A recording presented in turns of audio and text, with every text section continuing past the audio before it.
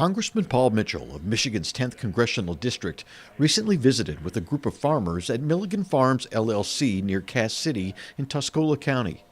The group shared their views on tax reform, trade, ag labor, and the 2018 Farm Bill. Agriculture is a huge part of my district and the state. Second largest industry in the state, and to understand what's going on and the impact what we're doing in Washington has on them, it's just coming and talk to them.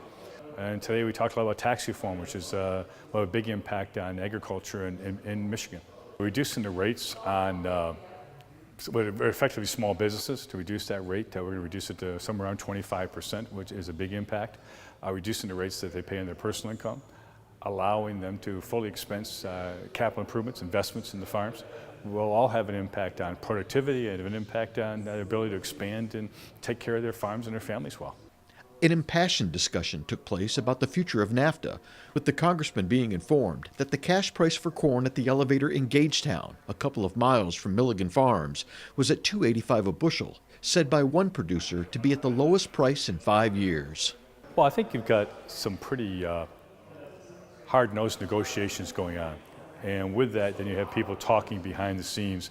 Not even all the information, in my opinion, is accurate that's coming out, but these days with 24-hour news, they have to have something to talk about. I believe there's, so far I've seen a great deal of respect for agriculture within the administration, of the important part that trade has on that. And I don't see that someone raised a concern about being used as a chip in the deal. I don't see them being willing to trade off our agricultural community or exports to get a fair trade deal. They just want to work on a fair trade deal. And I think that's what the effort is.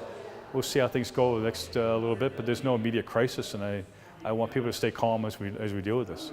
The last Farm Bill was designed to promote products abroad and do away with the exports and tariffs, and we were going to compete in the world market. Well, now when you tinker with these programs, it's going to hurt our markets, and times aren't that good in the farm industry right now, and we certainly need exports, and exports help everybody. It's just like my checkbook. If I don't sell more than I spend, I got a problem. Well, we as a country need to sell more than we spend. And we import a lot of TVs and cars and oil and you name it. And agriculture is one of the products that we can export. And we need to be exporting this product for the balance of trade for the United States to help our dollar. And certainly need to do it to help us in agriculture. It's a great commodity to be selling. Congressman Mitchell indicated the issue of our country's infrastructure will soon be on the forefront of discussion in Washington.